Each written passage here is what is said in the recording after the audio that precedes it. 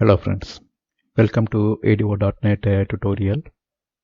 In this sub-series, we will learn how to perform DML operation using the ADO.NET. In all our previous sub-series, we retrieved the data and displayed that in the grid. We also saw how to establish relationship and how to navigate between the related data.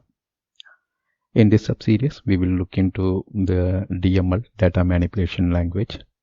And in this first video, we will get introduced to ADO.NET DML as well as CommandBuilder object.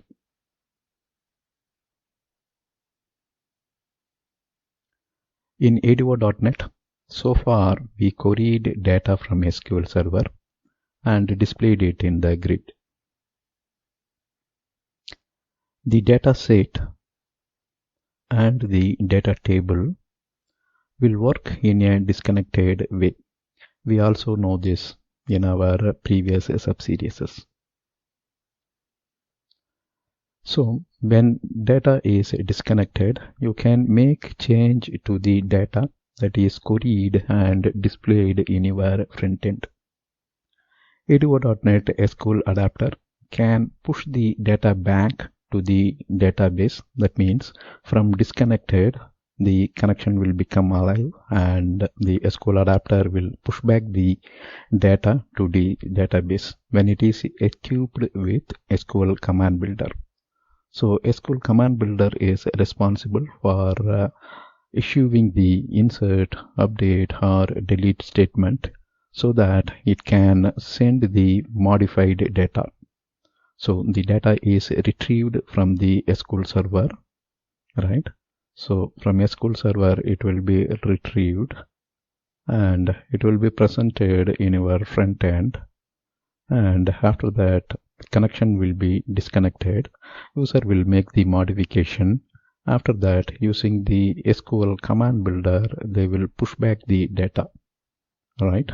So this is SQL Command Builder, and using SQL Command Builder as well as the SQL Data Adapter, they can push back the data. So here you may fill the data using the SQL Data Adapter. Here you can supply DML statement using the SQL Command Builder as well as SQL Data Adapter.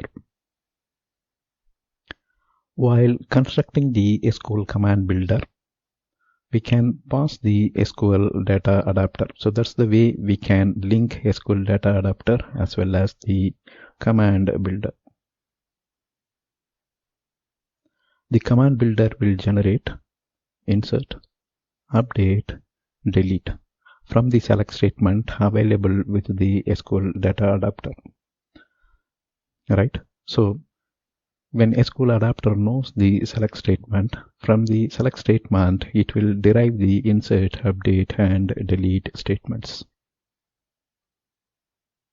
So once the Command Builder knows all these four statements, select is for retrieving, insert, update and delete is to perform DML operation.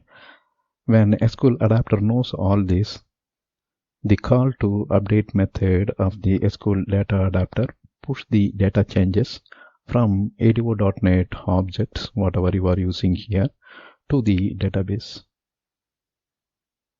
So this is how you can perform DML using ADO.NET Data Adapter. In this sub-series, we will use SQL Command Builder to perform database DML actions. So that's all here. One is SQL Data Adapter. The other one is the SQL Command Builder, which generates insert, update, delete from select statement. When you make a call to update method on the SQL Data Adapter, you can perform the modified changes. You can push the modified changes to the database. That's all here in this video. Thank you for watching. Bye.